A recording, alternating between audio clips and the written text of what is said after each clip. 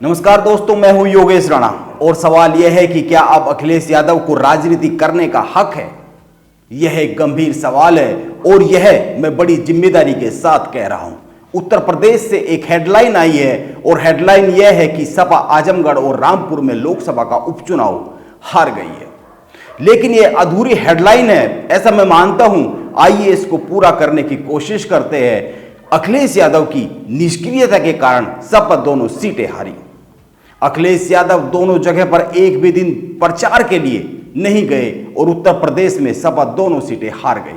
अखिलेश यादव का मन राजनीति से ऊब गया है, इसीलिए सपा उत्तर प्रदेश में दोनों लोकसभा की सीटें हार गई। और भी कई सारी हेडलाइंस बन सकती है, लेकिन क्या अब अखिलेश यादव को राजनीति में रहने का हक है? इस सवाल का उत्तर जानने से पहले यह जानना जरूरी है कि हार के बाद अखिलेश यादव ने कहा क्या है। उन्होंने एक ट्वीट किया है जिसमें उन्होंने लिखा है, भाजपा के राज में लोकतंत्र की हत्या की क्रोनोलॉजी, नामांकन के समय चीरहरण, नामांकन निरस्त कराने का षड्यंत्र, प्रत्याशियों का दमन, मतदान से पहले रोकने के लिए दल बदल का दुरुपयोग, काउंटिंग में गड़बड़ी, जनप्रतिनिधियों पर दबाव, चुनी सरकारों को तोड़ना। यह है आजादी के अमृतकाल का कड़वा सच। यह अखिलेश यादव लिख रहे हैं।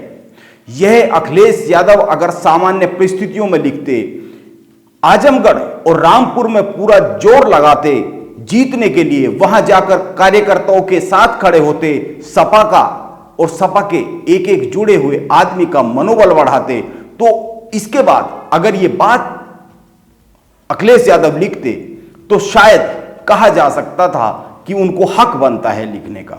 लेकिन क्या इन परिस्थितियों में, जिन परिस्थितियों में उत्तर प्रदेश की दोनों लोकसभा की उपचुनाव में सीट हार गई है सपा, क्या उनको अब ये लिखने का अधिकार बनता है? यह कमाल की बात है। और मैं कह रहा हूं कि कम से कम अखिलेश यादव को कार्यकर्ताओं के लिए यह भी लिखकर माफी मांगनी चाहिए कि मैंने इन दोनों चुनाव में जमीन पर काम नहीं किया है, केवल ट्विटर पर ही एक्टिव रहा हूं, इसीलिए सपा के सारे कार्यकर्ताओं और प्रदेश के सारे मुसलमान मुझे माफ कर दें। यह अखिलेश यादव को लिखना चाहिए, क्योंकि इन दोनों चुनाव से किनारा कर अखिलेश यादव ने सपाइयों की नजर में एक राजनीतिक अपराध किया है। सपा के कार्यकर्ताओं ने दोनों जगह मन से चुनाव लड़ा होगा, लेकिन अगर अखिलेश यादव वहां पर जाते तो उनके उत्साह में और ज्यादा वृद्धि हो जाती।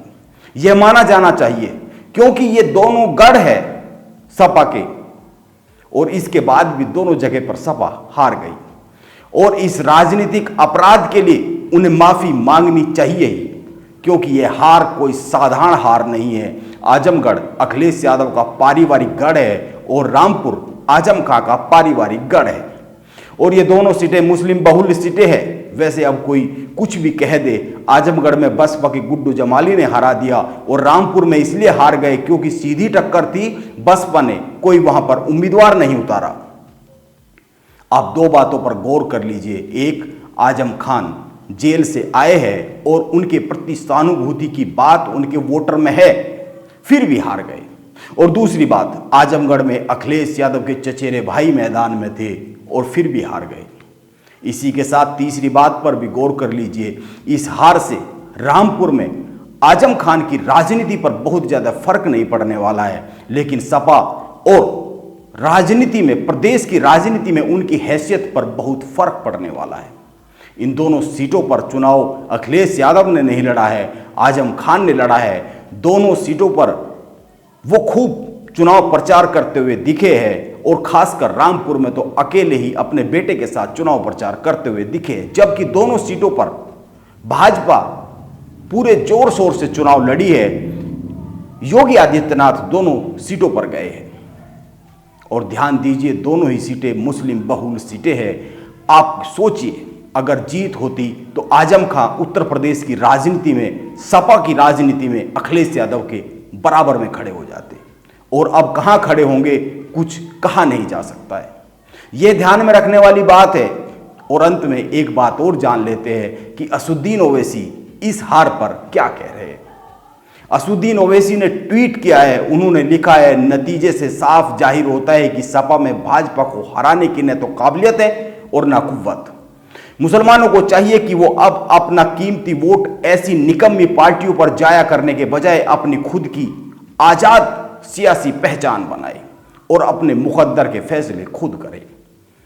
अब असुद्दीन ओवैसी की बात उत्तर प्रदेश के मुसलमान कितना सुनेंगे यह तो पता नहीं, लेकिन यह सच है कि सपा मुसलमानों की हमदर्द पार्टी नहीं दिख रही है, क्योंकि इन नतीजों के साथ यह तो साफ हो गया है कि अखिलेश यादव को मुसलमानों की वोट भी चाहिए और उनके साथ खड़े होने से उनको परहेज भी है। आप ध्यान दीजिए, कई मुस्लिम नेताओं ने उत्तर प्रदेश में अखिलेश यादव पर बड़े गंभीर आरोप लगाए हैं, मुसलमानों की उपेक्षा के आरोप लगाए हैं, आजम खां का साथ नहीं देने के आरोप लगाए हैं। यह चुनाव परिणाम भी यही संदेश देता हुआ दिख रहा है। आप यह तो कह सकते हैं कि रामपुर में आमने सामने का मुकाबला था, इसलिए आजम खां के बहुत करीबी की हार हो गई, लेकिन आजमगढ़ में अखिलेश यादव के चचेरे भाई की हार केवल इसलिए हुई है क्योंकि मुसलमानों ने सपा को वोट नहीं किया। आप पिछले चुनाव के आंकड़े देख लीजिए, पिछले चुनाव परिणाम के आंकड़े देख लीजिए। आप राजनीतिक तर्क गढ़ने के लिए यह तो कह सकते हैं कि बसपा के गुड्डू जमाली ने आजमगढ़ में मुसलमानों के वोट में सेंध लगाई है, लेकिन आप इस नजर से भी सोचिए कि कहीं यादव वोट ही तो खिसक नहीं रहा है। यह भी एक सोचने वाली बात है। नमस्कार, आप बने रहे मेरे साथ।